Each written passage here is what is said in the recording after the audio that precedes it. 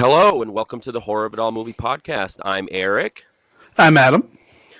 We are back. We had some time. I wasn't feeling well, and Adam's been busy with work. And Yeah. um, surprisingly, I don't think on either of our ends, thankfully, has anything to do with the craziness that's going on. But we won't go too much into that. Everybody hears enough about that. So Yeah.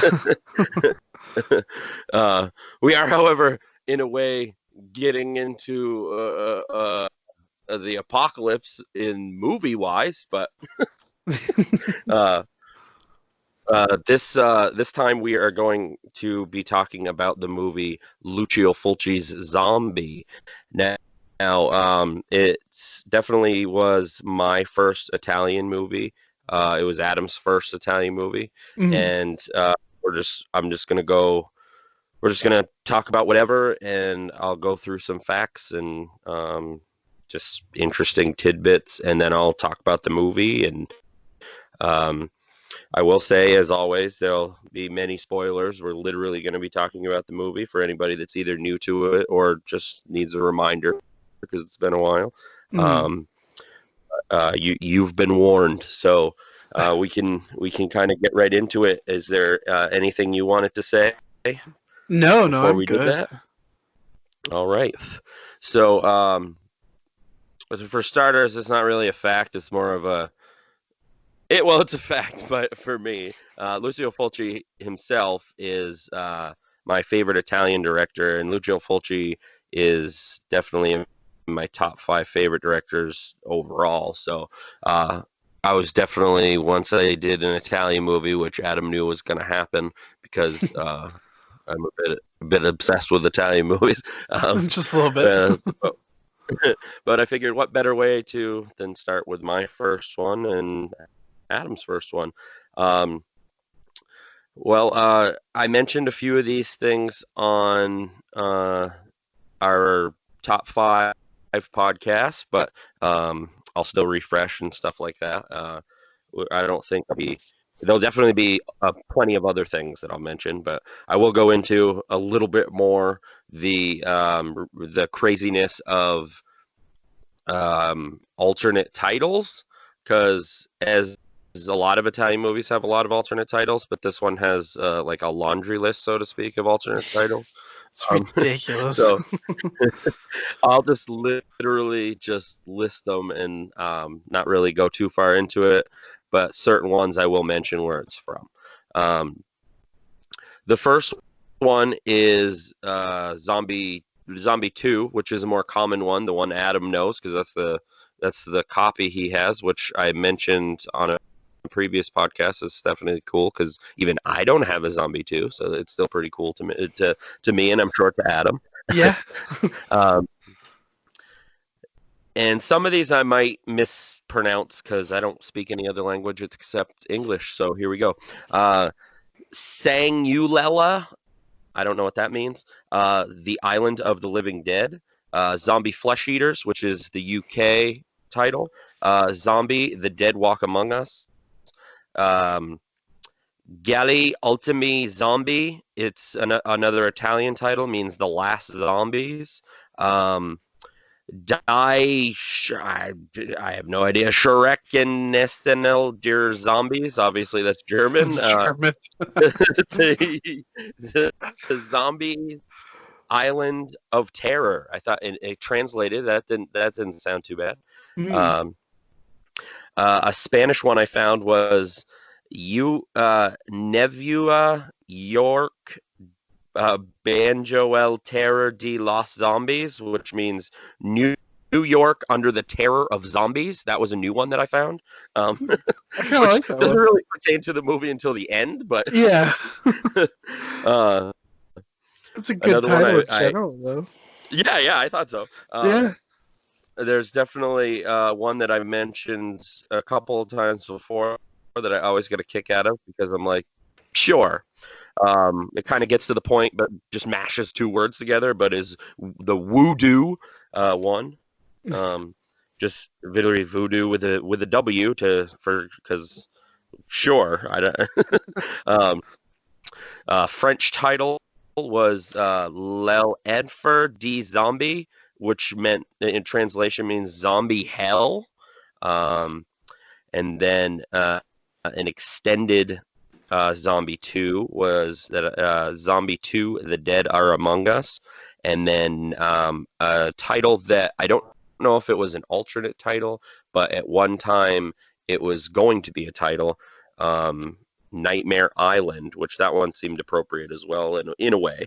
Yeah. Uh, but yeah, I figured I'd plow through those, and then other little tidbits like um, I still have the original tape that I first saw the movie on from my video store. I as a kid I kept looking at it because it was the last one on the end, and I didn't know anything about it. I didn't even know it was Italian. I didn't even know that was a thing. But as a kid, that's how I did it. And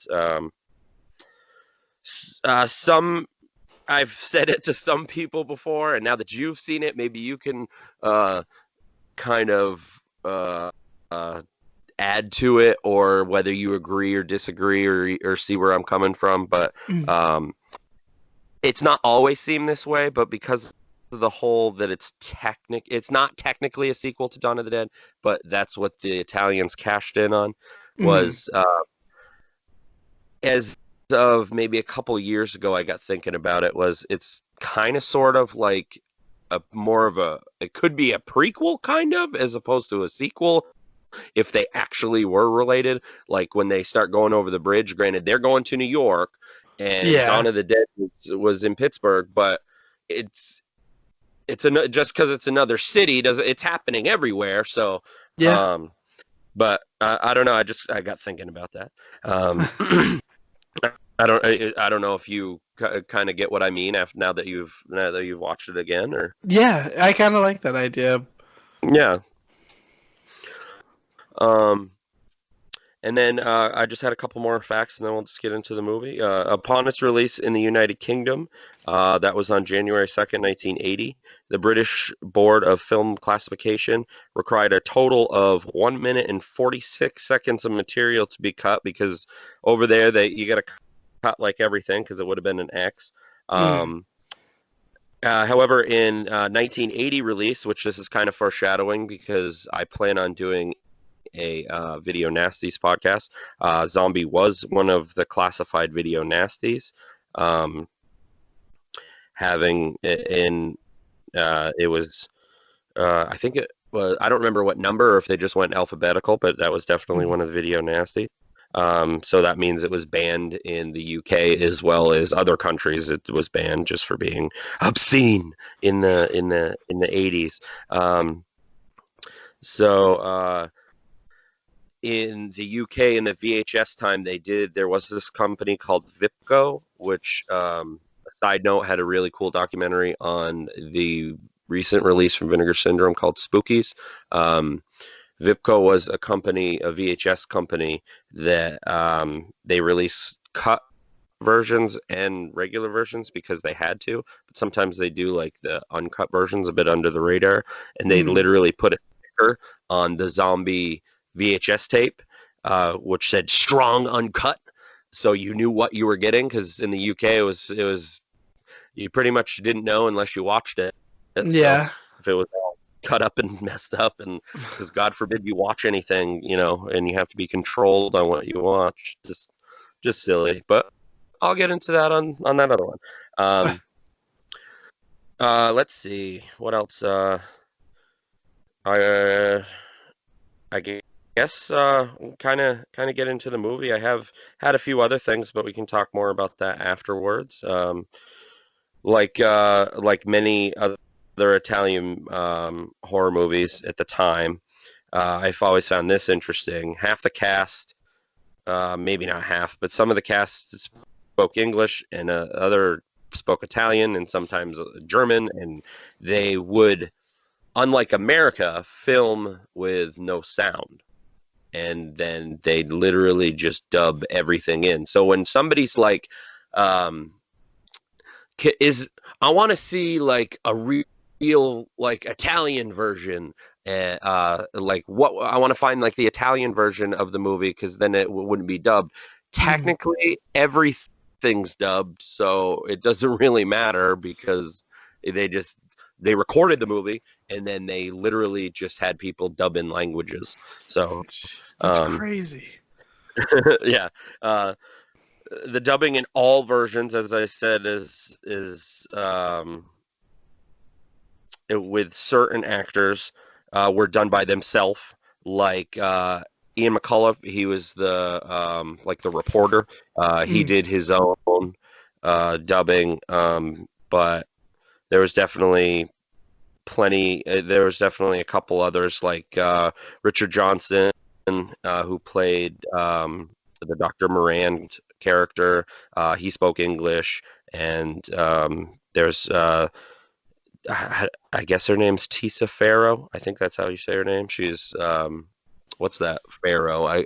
She's there's a bigger actress. She has a sister, but I'm blanking on it. She spoke English, but pretty much everybody else in the cast spoke a different language. So Jeez. that must have been always fun for them Yeah. trying to trying to do that. But yeah, that's all I have for before the movie.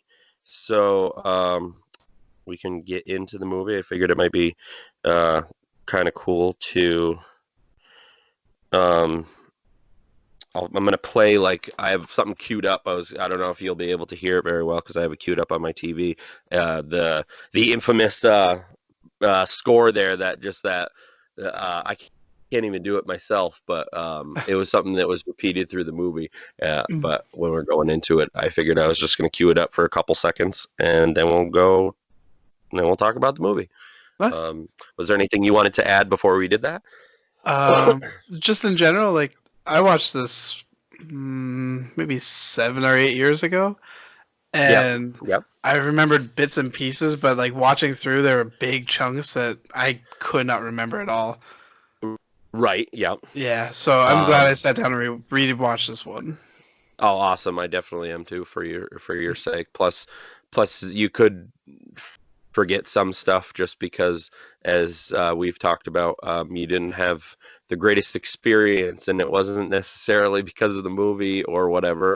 Mm. But you would watch it with a friend. We'll just leave it at that. And they didn't get Italian movies, and they're as I remember you saying that all they did was pick it apart. So you're like, I can't even focus on the movie. I don't even. But so I Yeah, guess that makes. But all right, I will cue that up if you're good. yeah, I'm good. Let's see. I don't know how well it will sound, but I got it because I have the soundtrack. I even go that far. So, and we'll go into different versions and stuff after the movie. So Mm. here we go.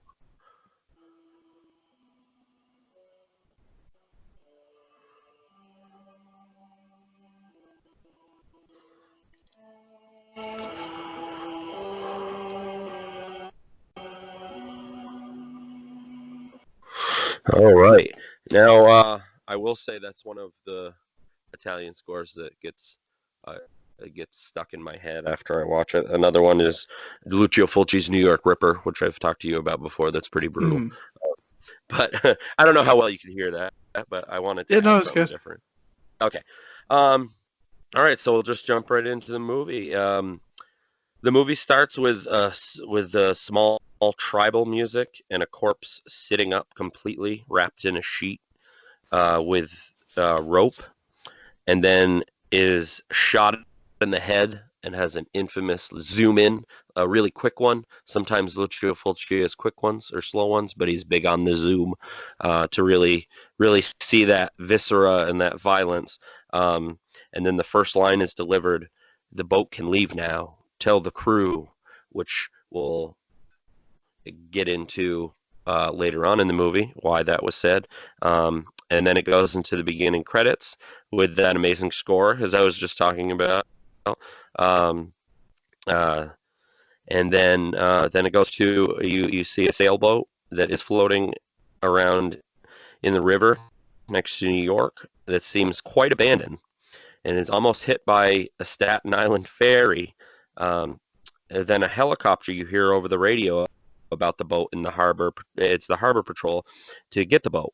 After the call is made, and they try to call people on the boat itself, and they can't get any answer.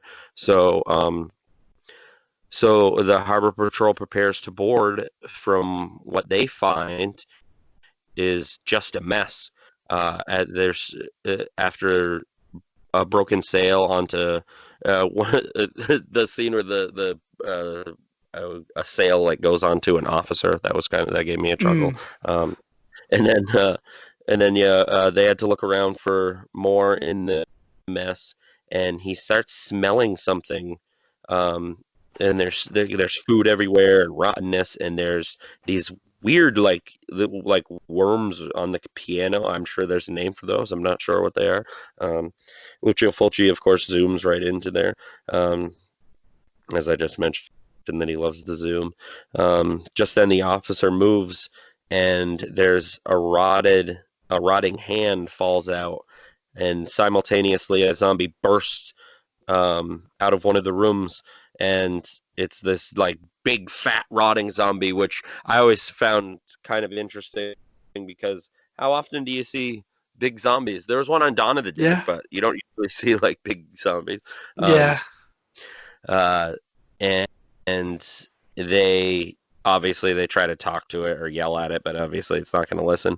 Um, and the officer tries to hold on to its arm, but it just like the flesh just slides off, and then there's another good zoom there, and a zombie bites the guy in the neck with a giant chunk, and of course that's slowed down a little bit and as violent as possible. One of the one of the main reasons why I love Italian movies because they don't hold back, so to speak. Mm. So. Um, the zombie then gets up to the top deck where the other officer is and shoots the zombie, and he just falls into the water. And I always like that scene because when he falls, he almost is like you could tell it's like prepared to fall, if that makes Yeah. sense, because he's very straight looking. Um, that was kind of funny. Um, and the camera pans up and shows the New York City, and from there we go to a newspaper office, and a man talking on the phone who happens to be Lucio Fulci, who like Alfred Hitchcock always liked to sneak himself in to his movies. I don't know What? if you realize that, but No. yeah, the you know who I'm talking about, right? Like the main, I guess the boss of the newspaper or whatever it Mm. is. Um, but you remember the character I'm talking about anyway. Yeah. Yeah, that's Lucio Fulci. Oh, right on. His of course, as I was talking about with the dubbing, is never his voice. So it's kind of funny with some of his other movies listening to him because sometimes the voice is drastically different. Mm. But but I've heard his voice and it's nothing like that. But I've never heard him speak any other languages except Italian. Mm. Anyway, um, and Lucio Fulci, who, as I said, is he he calls Peter into the office. We meet Peter um, to poke around the boat that was found to see if he can find anything to kind of for a story. And then goes inside the boat, and the daughter of the who's was the owner of the boat is being questioned. She says she hasn't heard from her father in months, and the detectives tell her, um, like asked her like what happened to the boat, what has happened on this boat, and she doesn't understand. She just wants to know where her dad is because there's nobody on there except that big zombie. The next scene then goes to the office of the chief of medical examiner of New York City, where they examine the cop that got bit in the neck, and they're going through the medical instruments, and you see the sheet move. Now and now it's nighttime, and you see this cop monitoring the boat to make sure nobody's like messing around or anything. Um, and as soon as one of the police officers get into his car, that's supposed to be monitoring the area, the woman and that her father, I can't remember her name. I'll get to that. She goes on sneaks onto the boat and then pretty much simultaneously, the reporter also Peter does so at the same time. Separately, But once they're on board, she examines the area and tries to find whatever she can find, um, but doesn't find anything except Peter, who startles her by putting his hand on her mouth, and then he puts her hand on her mouth so she doesn't scream, so the policeman hears her. Um, she proceeds to ask him what she's looking for, and he figures that they both have information. So, like a reporter, well, why not see what they can put together for information? At this point, a lantern is accidentally dropped, so the policeman hears it and ends up going on board. People, I like to see because Peter somehow convinces her, even though they pretty much just met, that Hmm. try to make it seem like they're lovers, and I don't know why. I guess that would work, so they don't think that they're messing around. They're just almost like teenagers fooling around. I don't know what Yeah. his thinking was, but it was a split second. But of course, they get kicked off the boat, and they don't seem to get in too much trouble or anything. But uh, um, you see, then Peter is on the phone reading a letter from her dad after um, about an island and a disease, and they take a plane to the area. The area is closed as they possibly get. They couldn't. They could. We're trying to figure out how they could possibly get to the island. And Peter asks a cab driver about getting a boat. Cab driver says, "No, no, no boat." But once he flashes him some money, of course, oh, boat, yeah, boat, sure. Um, the cab driver tells them about two Americans that cruise the islands, and they probably can get help from them. They get dropped off on a long dock, and where there's a bunch of boats, and there are two Americans talking, uh, and they introduce themselves as Susan and Brian. Um, they say that they've been going around for 2 months on like a little cruise and a fishing, um, bathing in the sunshine or whatever they say. I can't remember. Um, but basically, they're just Peter's just trying to tell him about the island, and Brian proceeds to tell them that it's not a cool place to head, and natives claim that it's cursed and to avoid it like the plague. But even so, Peter insists, and Brian begrudgingly gives them a ride. Um, Hmm. then it goes to the doctor trying to contact anybody he can on the radio. The voice definitely seems familiar because it's the voice at the beginning about tell the crew. Um, and then he's on the island of Matul, and a woman then comes up to him after she tells her that the radio is broken, and she's very emotional and says, "I wouldn't be surprised if you broke it." But so at this point, you can definitely tell there's not they don't have the greatest relationship going at this moment. Um, after she she has a drink and proceeds to ask David, "Are you going out? I found another one." David says, "I have to go to the hospital." She's distraught and tries to find out from him where they found it. He just tells her that she should rest and shouldn't drink so much. And then she says, "I hate you." And then she thinks like he'd like to make um, pa- like almost like pass off as he's crazy. Hmm. A parent from a handful of superstitious natives, and she's the only one that knows what he's doing. And she asks, "Don't think I'm not. Don't what is it? What does she say? Don't think I'm going to keep my mouth shut, and I'm going to tell everyone that you're the one who's crazy." And he proceeds to slap her, which I always find it funny in movies where that's like their go-to, and then Yeah. the woman automatically calms down. Or like, no, I'm sorry. Like I don't know too many women like that. Usually they react differently like that, but that's an old movie type of moment. Hmm. Then but I do like the part where she proceeds to laugh at him, and she says, "You still see yourself as a scientist as you once were, but you're just a mad doctor now." Um, and she says, "You won't be happy till I'm one of your zombies." And the doctor then leaves to go to the hospital, and he asks what I'm guessing is his gardener to make sure nobody comes near the house. Um, Dr. Maynard, who is David, who I was just talking about, is that is at the hospital looking through a microscope trying to figure out things, and then he takes some of his own blood and adds it to it to see what the effects are.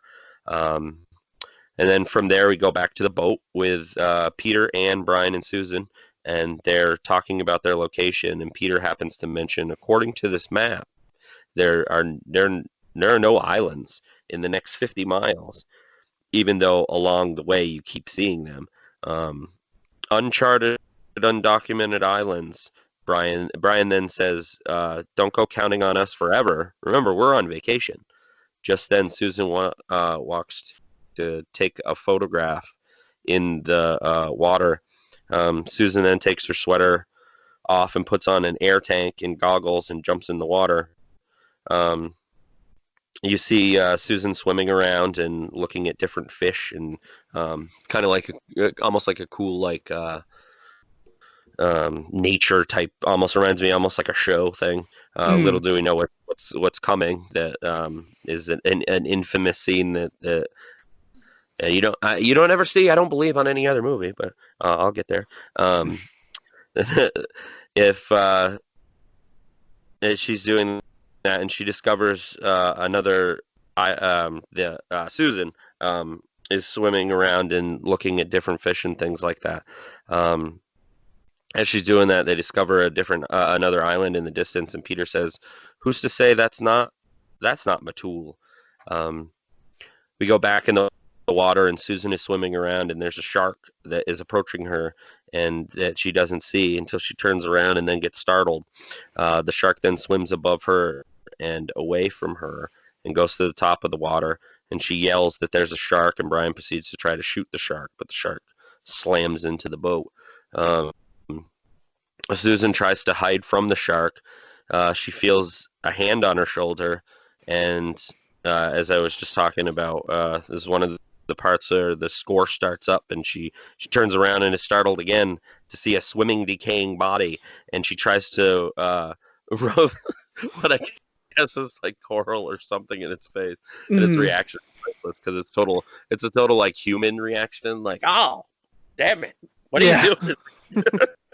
this Um, sucks. which I'm sure, yeah, which I'm sure was his actual reaction, like the actor, but Hmm. um, they just kept it because again, they just keep things going with this. They only have so much time in these movies to. But anyway, Susan then swims back up to the surface, and as I was just saying, one of the most infamous scenes in Italian horror or any horror for that matter, zombie fighting a shark. Um, the shark takes a bite out of the zombie takes a bite out of the shark, and then the shark swims away briefly, and the shark then comes back to the zombie, and the zombie proceeds to try to fight and bite the shark again, and doesn't succeed.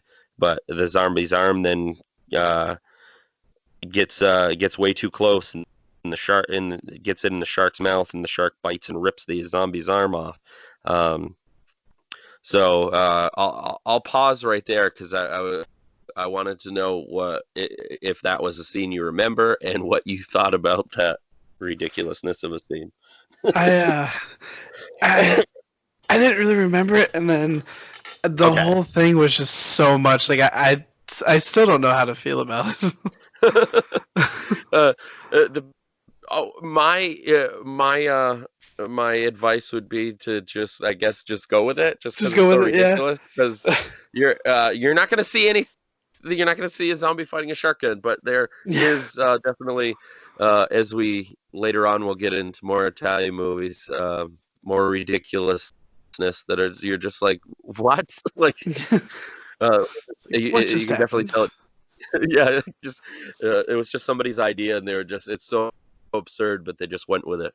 Um, now, as far as I understand, also I wanted to add that all that is real. Like that's a real shark, and that's a real guy, and so that makes it even more like okay, wow. Jeez. But um, anyway, uh, then it goes back to the surface, and Susan is trying to tell them what just happened. Scared and possibly a little bit in shock, proceeds to say that there was a man down there, and Peter startlingly says, "A man?" Um, and it goes to the next scene, which is then back at the island, and we're slowly getting a better idea of what's happening. There's a bunch of people sick in this makeshift hospital where Doctor Menard or Main, I think it's Menard, yeah, is trying to help patients, but they're all sick. They're all very sick and all dying. Um, a man the doctor knows abruptly comes in and says, "Everybody's leaving. Everybody's leaving now." And the doctor says quietly, "Quiet, please." And the man not then says to the doctor, "The natives are leaving the village. Everybody's go. What do we do?" And then you go outside, and the doctor Menard asks, "Well, what happened?" And the man says, "There's a lot of trouble and commotion. It's the Juju man, I think he calls it. Is that's a new one. Anyway, he seems to be possessed by all the devils in hell." And Dr. Maynard says, "How ridiculous!" And the man still persists to say, "They're making voodoo, I think." And the doctor says, "Voodoo? Voodoo won't solve anything." You don't and you don't see if first like a first person view, and you hear like heavy breathing, and it's zoomed into the window where the Dr. Maynard's wife is showering. This scene definitely lasts a little while. Mm. Another scene coming up for like a kill.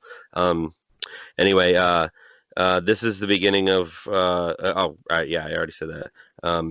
As well as the when Blue Underground put it out recently, there's 3 holographic covers, and in my opinion, that's the best cover. That's the one I went with. It's just like almost like when you turn it back and forth, like she's just you can just it's the woman getting impaled with the Oh, splinter in her eye. yeah. It's really, really cool. Nice. Um, let's see. And then she gets out of the shower, gets dressed, and and dries off. And she hears rustling that startles her outside, and she's very scared because she has a good feeling she knows what it may be. She creepily goes over to the window to look and doesn't see anything, and then proceeds to hear the rustling again. Now she knows there's something in the house, and it's just trying to get into the room where she is. She keeps trying to shut the door, but it won't shut because you see a decaying hand coming through the door. And by the door casing, the zombie pushes the door as far open as it can until it gives up, and then it gets its fingers chopped off by the door. Um, and then she then gets to the door, gets the door shut, but it aggressively keeps pushing on the door until it smashes the wood, and then she tries to get a bureau against the door, but is having trouble.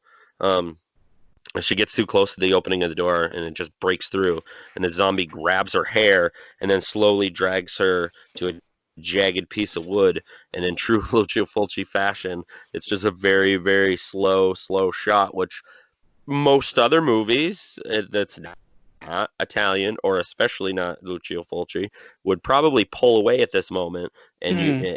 I'm sure when people were initially watching it, they were probably thinking like, they're not going to show it. They're not going to show it. Are they going to show it? Because it's just so long, so you have that time to process it. Yeah. Um, but just so awesomely, because the effects are just so great. You see, it zooms in on her eye, and you literally see the wood going through her eye, and then like all the way into like her socket, and then the wood breaks off, and uh, yeah, I don't know, I don't know how much else I can say about that scene, but it's Yeah. definitely another one of those scenes like almost like the shark zombie shark scene. Like not many other movies that I know of that I've seen something like that before. Um, Yeah. It's but brutal. yeah, so kind of like I did with the other, I'll pause for a second because see what you thought of that. You definitely said brutal. Was there anything you wanted to add to it, or you like Yeah. what you were thinking when you were watching it?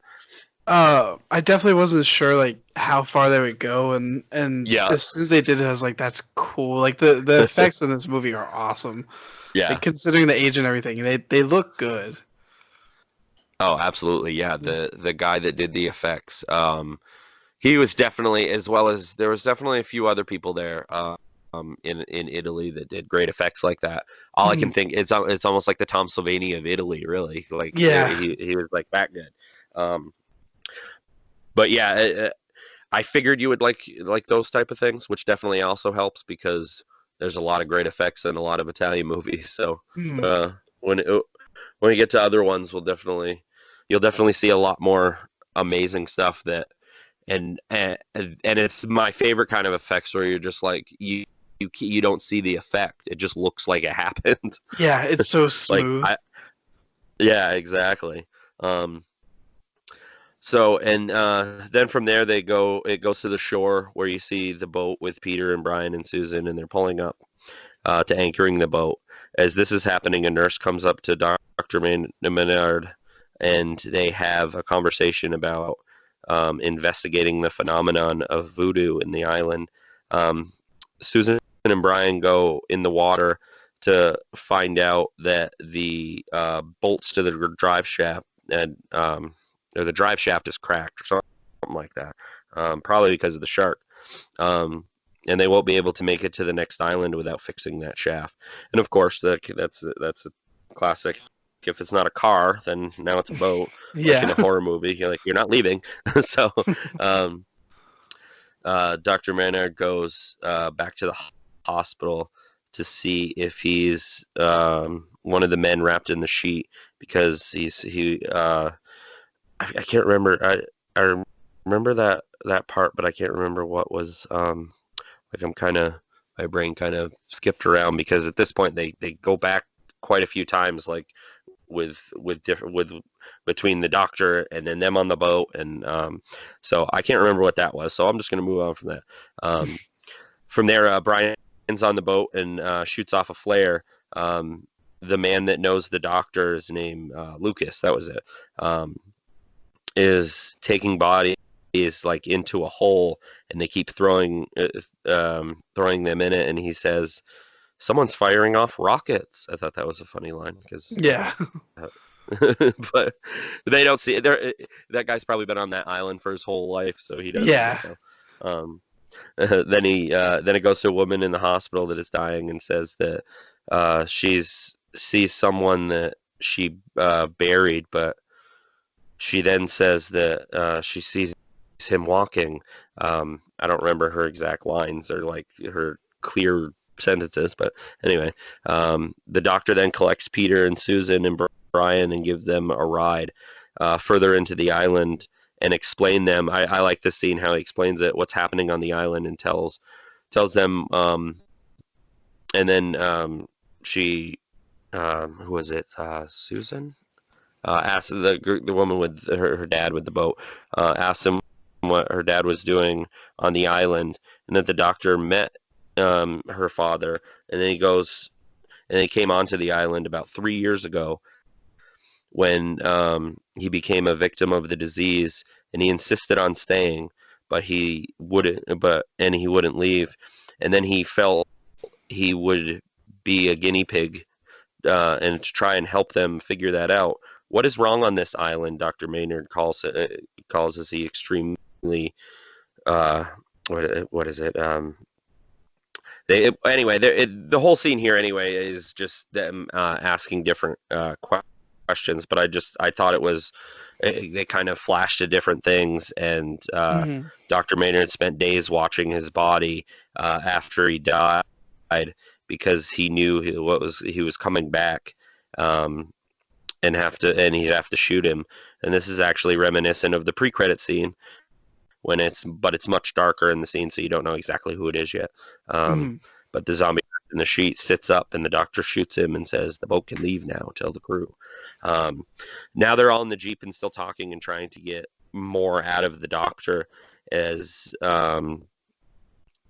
and he and he says, what was it? Brian doesn't believe him because he's like, because the doctor talks about voodoo and things like that, and says it's pure superstition, bullshit. Brian proceeds to say, basically, voodoo is a combination of two religions. Um, what is it? The Catholicism, brought here by the Spanish. What I can't remember what he called it, but yeah.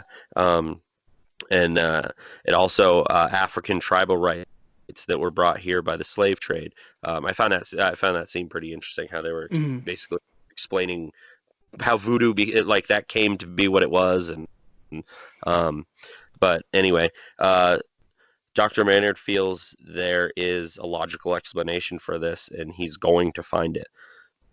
The group asks the doctor if there's anything they can do, and he says yes. There's a cottage a few miles away. You can take the jeep.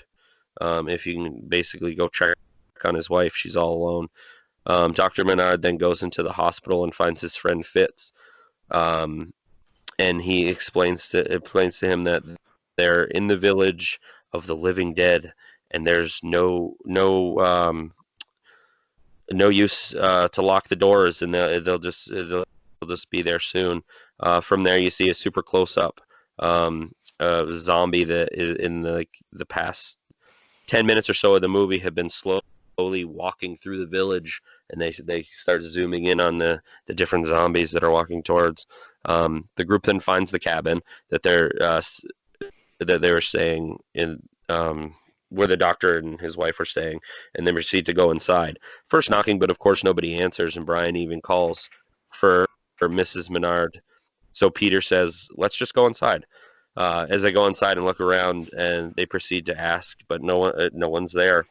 Uh, they do find Mrs. Menard on the floor, and it's being very graphically eaten. Of course, Yeah.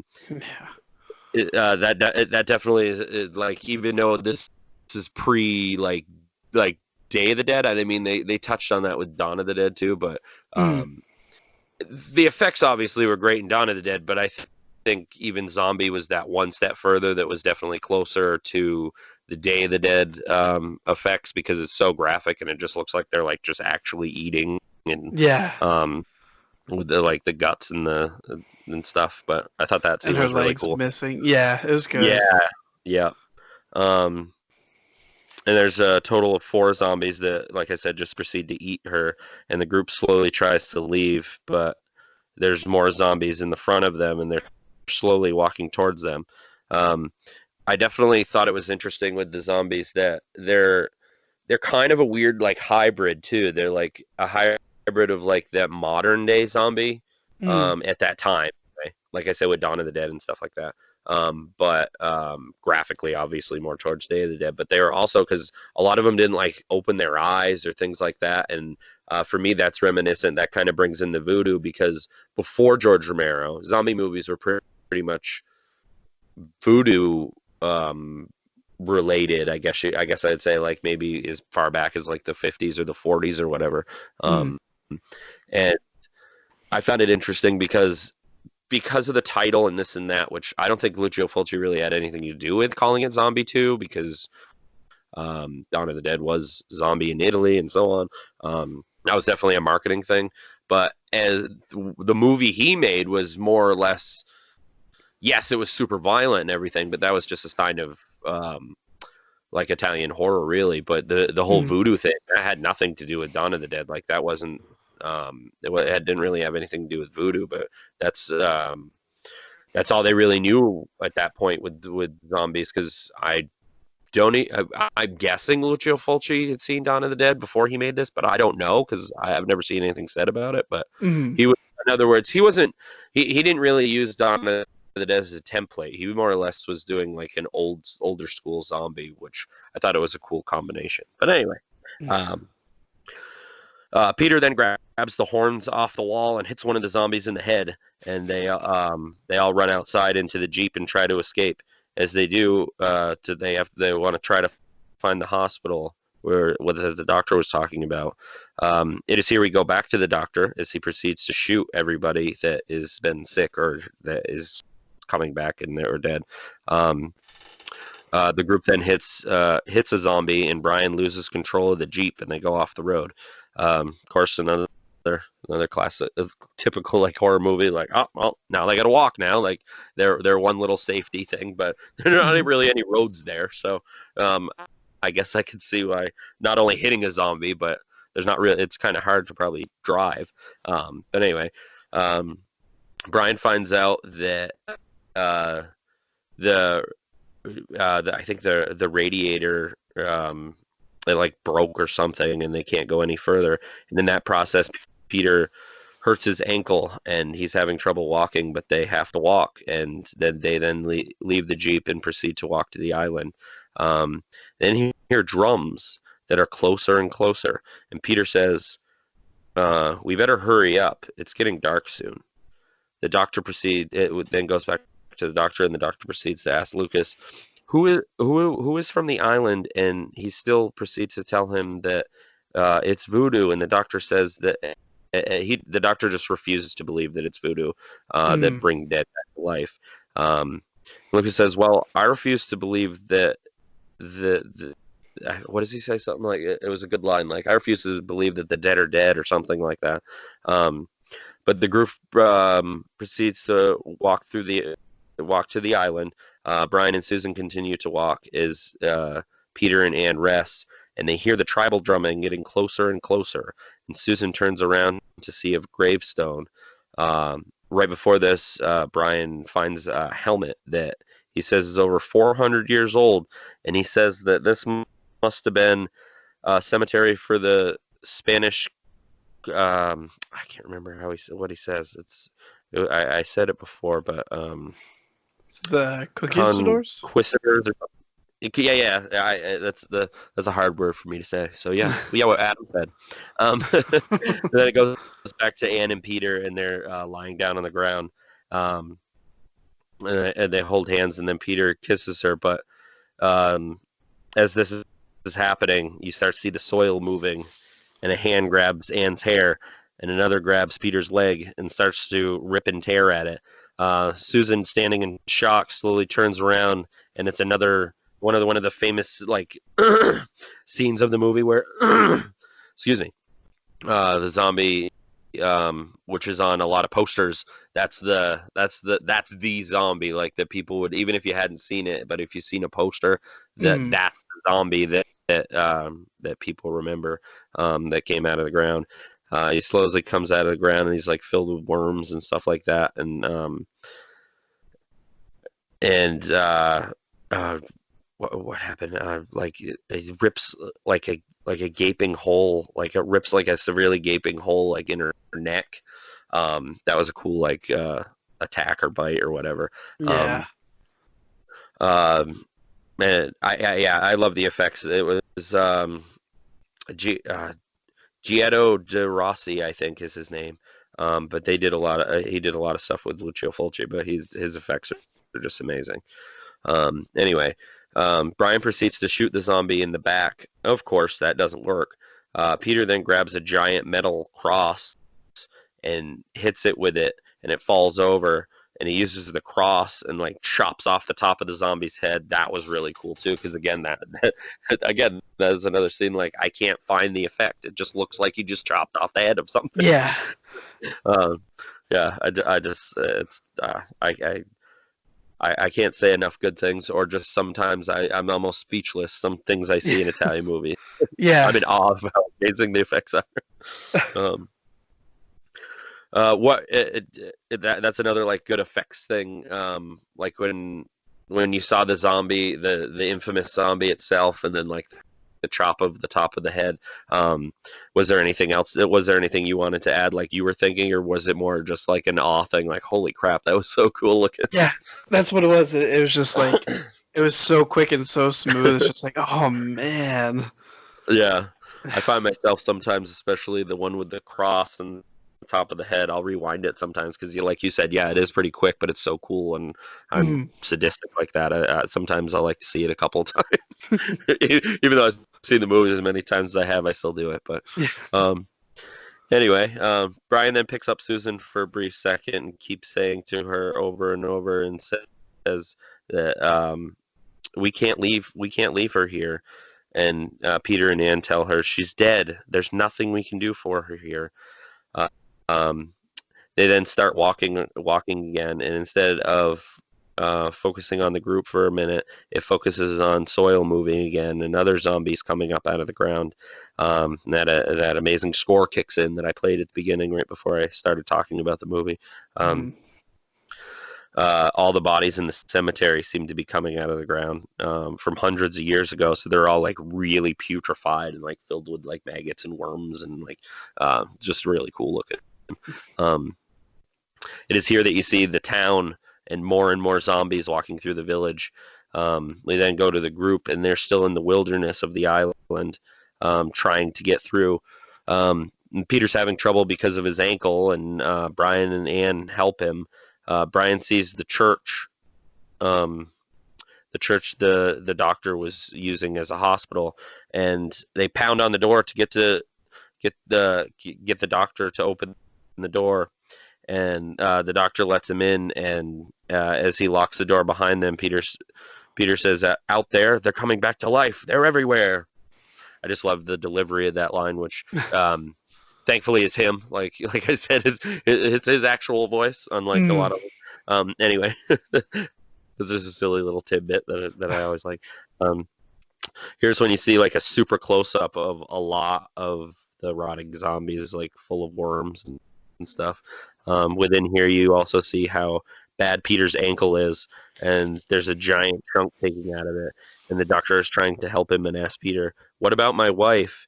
And just by the look in his face, the doctor knows what happened. Brian is trying to secure the door as much as he can, and he proceeds to ask the doctor, "What the hell are they?" And the doctor says, "It all started 3 months ago. One of the fishermen said that he saw his wife walking in the village at night, but she'd been dead for 3 days." Then it goes back outside, and you see the zombies slowly getting closer. And then the doctor saying, as a man of science, that that just doesn't believe in voodoo. The phenomenon defies logic and explanation. It is then it is near the zombie slamming into the door. I love this scene too because like they're not just like trying to get into the door. Mm. It almost reminds me of like some of the zombies almost remind me of like they're moshing or something because some of them are like hitting using their shoulder, and Mm. I was gonna kick at that. I thought that was funny. Uh, um, and then the doctor says there's not a chance that he'll hold him, and he tells Brian to go get kerosene. They proceed to lock all the windows, and you also see there's more and more zombies coming closer. Another great effect here that as they're shutting the windows, and Peter sees a zombie trying to get in, and he slams him in the face with a shovel, and then Mm. hits him again at the top of the head, and it cuts off part of his head. That was another cool effect I thought. Yeah. With yeah, um, with kerosene they proceed to make like Molotov cocktails as the doctor gets a shotgun from his office, and he gets bit in the face by what once was Fitz, I believe. Brian tries to shoot it and shoots it a couple of times in the body and then finally in the head.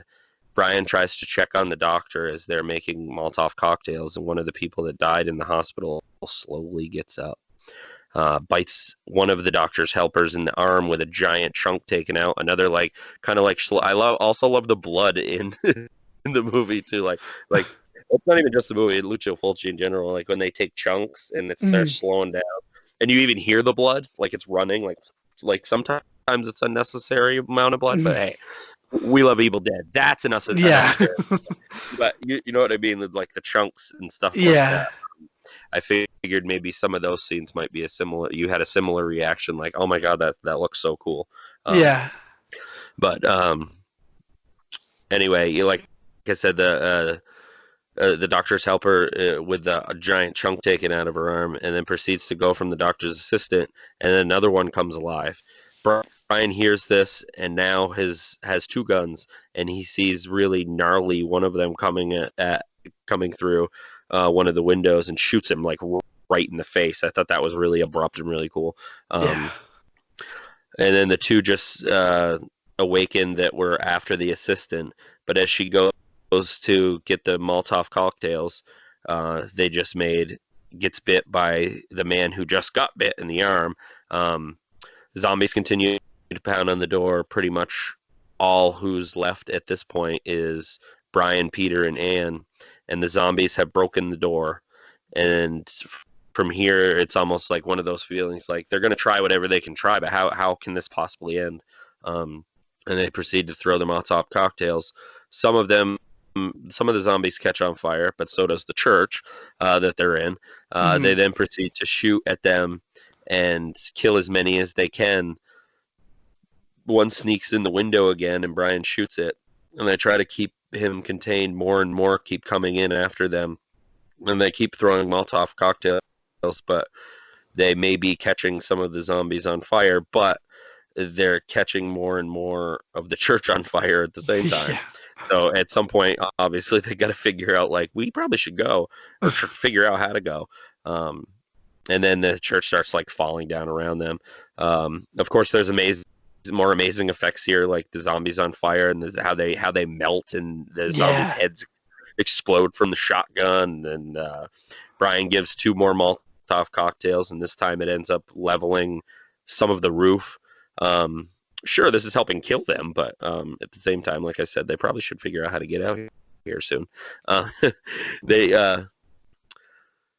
they try to lock themselves in another room. Uh, when they try to get off, like I said, we were just thinking like they gotta get somewhere, so they proceed to lock themselves in or try to lock themselves in another room. Um, but they went back and there was still zombies everywhere, and they proceed to try to fight them. And as this happens, Brian comes across Susan as a zombie, and he's stunned, and he just stands there still, shocked because it does, he doesn't know what to do. And then, of course, she proceeds to take a bite out of his arm, and Brian yells at Peter to shoot her, and he shoots her right in the forehead. Um, Peter says, let's get to the boat." Right before this, they watch for a minute as the church burns. Um, and then from there, this is pretty much towards the end of the movie. It's now morning, and they're on the boat, and Brian is trying to drive, but then of course, she's got she says she's cold, and then also they can't drive faster because of the drive shaft is Mm. broke completely because they want to try to get back to New York as fast as they can, but or at least to the other island so they can try to get home. Um, as he's talking and says, they still have the one guy, what was it, Brian, that got bit, and he keeps talking and says, "Save me," but he proceeds to die, and right before he dies, he says, "Susan."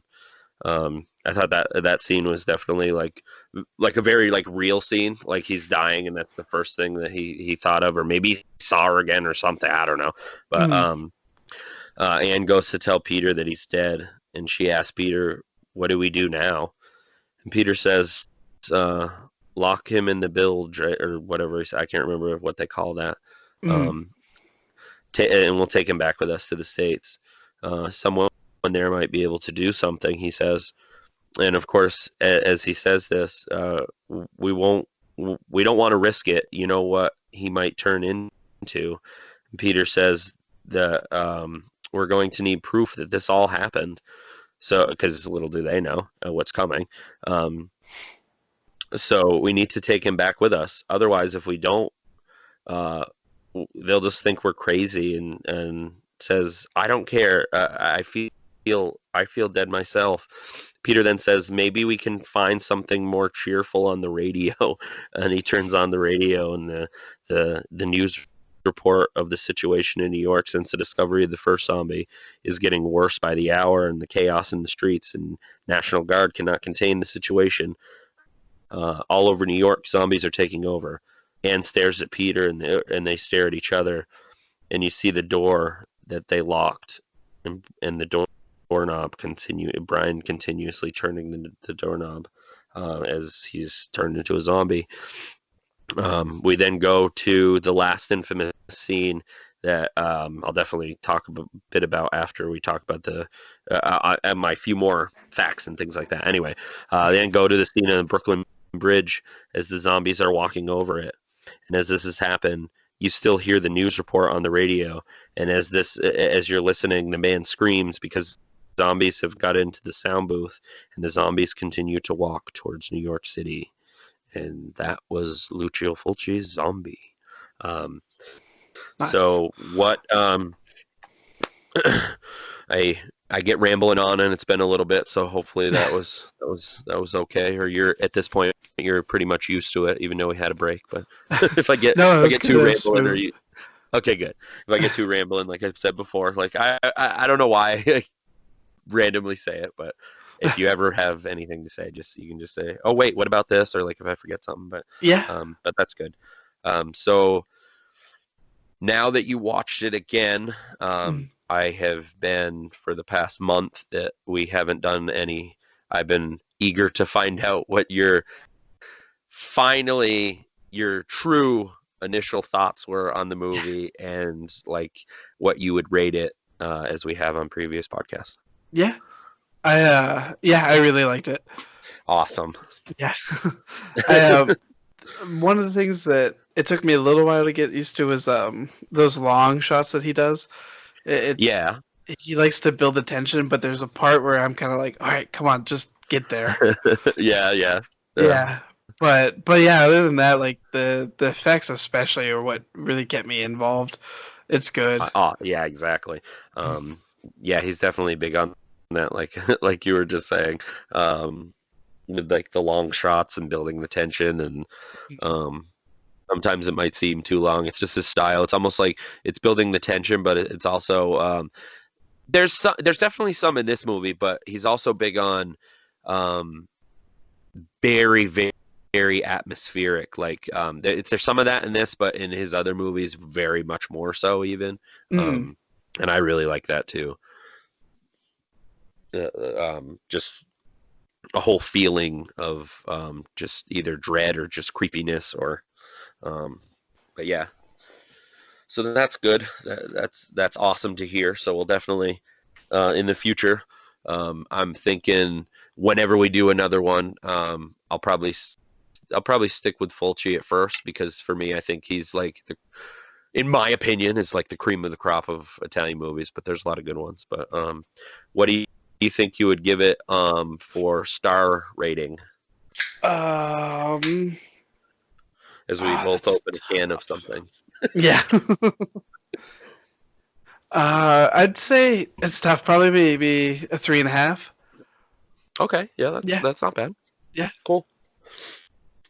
Um, I probably don't have to say mine. You assume, but being the podcast and other people are listening, it's my favorite Lucio Fulci movie, and technically Mm, because he's my favorite Italian director. I guess it's my favorite Italian movie too. So obviously I give it 5 star. But yeah.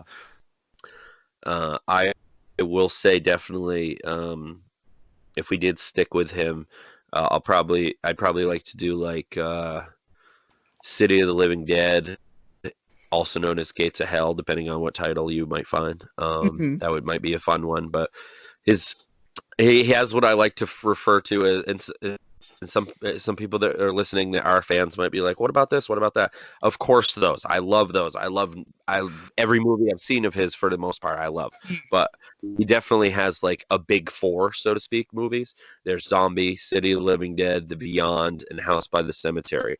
Those I think are his big four. And if you were to add one more, it'd definitely be New York Ripper. But Mm, not taking anything away from the other movies, of course. yeah. I those are like his his his best movies, in my opinion, and most people that I've shown him to or told about pretty much agree. So, um, but yeah, I'll go into a few more little tidbits, and then we can call it a podcast again. All right. Uh, so even though, as I've mentioned a couple times, Zombie technically wasn't a sequel to at all to Dawn of the Dead. It was also known as Zombie 2 in Italy, as we've mentioned before. uh, which Zombie even made more sequels in Italy, all unrelated. However, Zombie 3, um, Lucio Fulci did direct to a degree, and there's always been speculation on how much he directed because he did get sick. The most common thing I hear is he probably directed around 75-80% of the movie. I've heard half the movie that he directed, and then it was taken over by another Italian director, Bruno Mattei, who I really like his stuff too. He's not, to some, he's not the greatest. He's not the cream of the crop necessarily, but he Mm. did finish the movie for Lucio Fulci, so I thought that was cool. I don't know if Lucio Fulci really cared or liked Zombie 3, but it's Mm. a fun movie. Um, and I definitely had to mention for Bruno Mattei. My favorite movie of his is also Hell of the Living Dead, which again, like a lot of Italians, it's also known as, aka also known as Virus, also known as Zombie Creeping Flesh. He also directed Rats, Robo War, Shocking Dark, which in Italy, Shocking Dark, they tried to pass it off as Terminator 2 because Oh god. Terminator 2 wasn't out yet. Severin even released a slipcase for it when they put out the movie Shocking Dark that was Terminator 2. I'm surprised that they have it and still have it because they were Mm. like, there's a good chance there's going to be a cease and desist on this, that we probably shouldn't be selling this because they're not going to understand that it's a whole Italy thing. But I thought that was kind of funny. Anyway, and then there's Zombie 4 After Death, which was directed by Claudio Fragasso, which I really like him. He wrote a lot of Italian stuff, directed, blah blah blah. He's known for the infamous Troll 2. That Oh, is okay. some people, yeah, known as the. I don't know. Have you just heard of it, or do you think you've seen it, or? I've seen like the clips from it, but I've never watched Okay, it. Yeah. yeah, it's infamous for being quote unquote the worst movie ever made, Yeah. but when I watched it, I at that point I had seen so much that I was like, yeah, it's not quite that bad. But Yeah. I get where they're coming from. But I guess if you hadn't seen the thousands and thousands of movies I have and some of the shit that I've seen, then Yeah. okay, I see what you might have thought that. He also did a movie called Night Killer, and he's also the writer of Hell of the Living Dead, which I just mentioned before. I'm a big fan of his stuff. Zombie 5, Killing Birds. That the title doesn't make sense. The movie doesn't really make sense, but I kind of enjoy it. It's not the greatest. It's not necessarily the bottom of the barrel in an Mm. Italian, in my opinion, but it's down there. It was also directed by the infamous Joe D'Amato, who also did Absurd, Anthropophagus, Beyond the Darkness, to name a few. He's another one I like a lot of his stuff. Um, Absurd, which is I just mentioned from Joe D'Amato, has nothing to do with zombie, but again, the name sells, so let's just keep this going. Uh, that has been also known as Zombie 6, even though there's no zombies in it or anything. It's not. It's more of some people call it a Halloween ripoff. I think it's much more than that, but yeah, I always thought that was funny. But yeah, they're just slapping the zombie name on it so they can make more money. That's pretty much what they did. Um, I could do a whole podcast just about the also known as them. That might be fun. I should do that sometime. Um, Yeah. um, and the classic case of Italian movies, the initial thought was with a lot of them was kind of to take different ideas from other popular movies, especially American movies, and kind of use them as a template. Um, that in that respect is where people always say like, oh, they ripped off other movies, they ripped off this, they ripped off that, but I kind of disagree. Yes, in marketing on the surface, Mm. to make people think like it's like this certain movie on that respect, but once the movie's actually being made and things like that, kind of like I said with Zombie. Zombie was just called Zombie 2 because in Italy, Dawn of the Dead was Zombie, but it has nothing to do with it. It's not a blatant like rip off of anything or anything like that. But there's definitely a lot of movies like that that they say, "Oh, it ripped off this or ripped off that." But I've always had that in my with a lot of things. When somebody says rip off, I almost think like or like a carbon copy. Yeah. I think like I said, they just took initial an idea, and then when you get the writers involved in this, and then they try to take it from there, and then it turns into something else, and then it in the end it's its own entity. Sure, you can tell like, oh, well, this was the initial driving force behind it, but in the end it was made its own. Um, Mm. in March of 1978, after Dawn of the Dead was filmed, Dawn of the Dead was shot somewhere around November. Um, of 1977 to early 1978. It was taken to Rome to score by Goblin, which Goblin does so many great scores for Italian movies. A little side note, which again is another Italian connection because this whole zombie thing started because George Romero was working with Dario Argento, who is my second favorite Italian director, and there's like the European cut, which is the one that Dario Argento cut, and that's why it's called Zombie, and that's the Italian version. Anyway, Mm. um, who is a very big name of a lot of Italian movies that do so many great scores, as I was saying, such as Dario Argento's Deep Red and Suspiria, as well as Joe D'Amato's Beyond the Darkness and Luigi Cozzi's Contamination. I think that's a very underrated movie. That is Contamination is definitely was considered an alien ripoff, and to a degree, it kind of is. But then at the same time, it's its own thing enough that that's a really good movie. I really like that. That Mm. also stars Ian McCullough, who was the reporter in Zombie. Um, Dario Argento was, like I said, the co-producer with George Romero, and then part of that deal was that Argento would make the Italian cut of Dawn of the Dead, which I kind of already covered that. Um, let's see. I can't remember how to pronounce this name, but Dara Dono Sacchetti, I probably destroyed that name, wrote the script for a movie called Nightmare Island. He did a lot of work with Lucio Fulci. He was a writer on City of the Living Dead, House by the Cemetery, Manhattan Baby, The Psychic, New York Ripper. Anyway, he also worked on many other Italian films, such as Killer Crocodile, Devilfish, Demons 1 and 2, Mario Bava, Shock, Cannibal Apocalypse, and Umberto Lenzi's Tough Ones.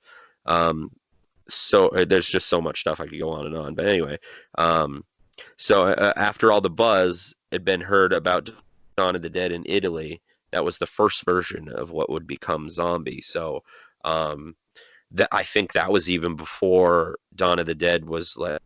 That might have even been when Dawn of the Dead was filming. So that's another kind of tidbit of these movies were never really connected. It was just a selling thing. Mm. Um, in August of 1978, Dawn of the Dead came out in Italy before it ever came out in America because it was tied up with like censorship and classification problems, which eventually led to George Romero to release the movie unrated. But Italian audiences were first to see Dawn of the Dead before anybody. Oh. Thought that was kind of interesting. After this, there was a new script developed later in 1978 called Island of the Living Death. It's almost like I'm going with like a paper trail here of like the whole process of what led to Zombie. Mm. Um, as I said before, the initial idea was to expand on what George Romero did with Dawn of the Dead, or try to do something that is similar, but it turned into something a bit different. It was turned into something that was more of I kind of mentioned this before, being like more like an old type of zombie movie, almost closer to White Zombie as opposed to um, like George Romero type of zombie movie. Um, let's see. I only got a couple more things here, so we can finish up. Zombie was shot in April of 1979. Um, 3 months later, it was out in cinemas. So that's a pretty fucking quick turnaround there. Jeez, Um, yeah. the zombies on the bridge. This is interesting. And the zombies on the bridge at the end all got paid $40 a piece, and they had to come in the morning, and there was retake after retake because bicyclists and joggers kept going by, so they had to stop filming.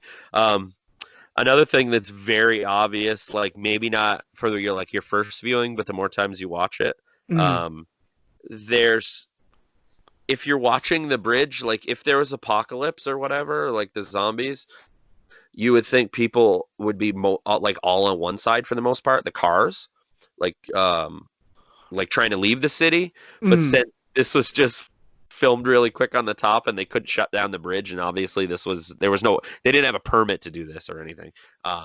The cars are still going both ways. Like if you happen to notice that, like I thought it was an interesting little like I get it, but then mm. at the same time it's like wow that didn't work for the movie. But hey, they didn't have a permit. They needed to get this done, and they really wanted that shot. So Yeah. um uh that there's another thing that was very obviously different between Zombie and Dawn of the Dead is the zombies themselves. I did talk about that. Um, the score was done by Fabio Frizzi. He also did a lot of really good scores in Italy.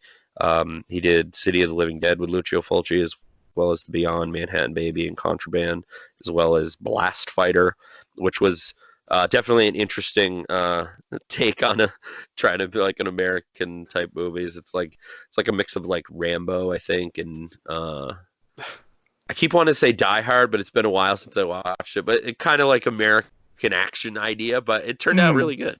Um, Oh, nice. I did find it interesting because of alternate names and things when they tried to make their name sound more American. Hmm. It was under the name Barrymore. Italians more famous for this. Um, like I said, sounded more American. It also did a bit of work on Pieces, Kill Bill Volume One, and the most recent Puppet Master.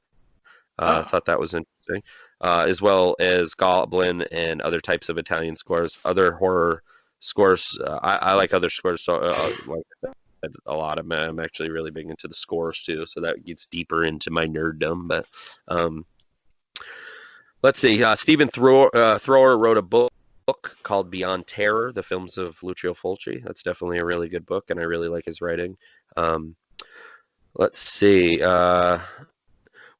While shooting on location in New York City, Captain Haggerty, who plays the large bald zombie who's Mm. attacked the harbor at the beginning, um, walked into CBGB's um, in full. If anybody doesn't know what CBGB was, it was just this small little like punk club that was people love playing, except it was disgusting. From what I hear, I've never been there. Hmm. Anyway, he walked in full zombie makeup, complete with the blood splatter and the mud caked all over his face and body. But due to the outrageous punk styles in those days, the other people at the bar barely even noticed him. Nice. I thought that was kind of funny. Um, since there was no CG at the time, the production didn't have a budget for like fancy animatronics. I did mention that a real tiger shark was used in the infamous zombie versus shark fight.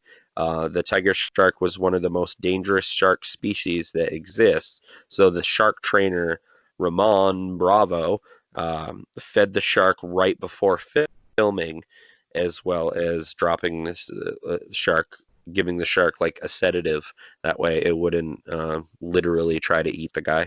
Hmm. Um,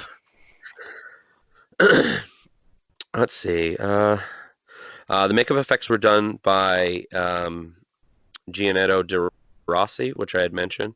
Um, he did, other than a bunch of Lucio Fulci stuff, he also did Living Dead at the Manchester Morgue, Zombie Holocaust, also known as Dr. Butcher MD, another movie that Ian McAuliffe was in, which I thought was interesting because those three Italian movies that I had mentioned, Zombie Holocaust, zombie that we were just talking about, Mhm. as well as contamination, were all in one way or another involved in the video nasty. So he had a friend once that was, because he's from the UK, so they were like, um, his friend was like, "Did you hear about these terrible movies that are like are like they're I can't remember his words, but he was disgusted hearing about them."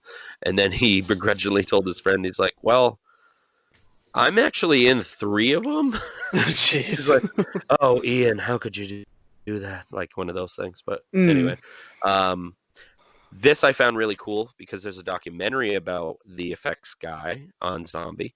Um, it was on a Killer Crocodile box set. He did some American movies too that I didn't know about until I watched it. He did Dune, uh, Oh. Conan the Destroyer, and Rambo 3. So I thought that was really cool. She's all big So name movies too. yeah, yeah. So he did what he did in Italy, and then he later in the '80s came into America. So I thought Right that was on. cool. Um, uh, let's see. I was just kind of reading the end of my notes. We already kind of talked about that. Like, if sometime in the future we'd like to continue with more Italian movies, probably, I would Yeah. guess. Yeah, I'm Uh, down. I guess that's it. That's any final thoughts you wanted to talk about, or Uh, no, I think you got it all. yeah, that's sorry, I get rambling as I said. No, no, Um, this one is definitely your movie, so yeah. Well, I'm definitely excited that you enjoyed it, so Mhm. we can do more Italian. But even if you didn't enjoy it, like I said, that would be weird, but anything's possible. Yeah. Um, that can't really judge one Italian. Like in other words, if you didn't like it, like I said before, you can't really judge one Italian movie to be like, "Well, I'll never watch another one" or something. Yeah. But um, but all right. I guess I'll just close out the podcast, and there should be more podcasts coming as soon as we can between, again, as the craziness is going on and Adam's work and all that Yeah. stuff. We'll do what we can. I probably will be doing a solo podcast, and I will actually be doing a little bonus podcast at some point. I Nice. won't go into too many details. Like, I'll tell you about it after we stop recording, but Mm. because I don't know when it will be, but I'm going to be doing a commentary one with a guest. So Oh, nice. I'll tell you about that in a minute or whatever. But I'll do the whole sign off thing. That way, you, like on some of them, you pause, like, oh wait, is that this time already? Yeah. So uh, I hope people are back, and we will do these as often as we can. Yeah. Try to get Yeah. back on a schedule, hopefully, sort of. That would be awesome, but Yeah. I understand as well. So, It's um, just crazy right now everywhere, so we'll try to yeah, get on some exactly. kind of schedule. Yep. So this has been the Horror of It All movie podcast. I'm Eric. I'm still Adam. Bye.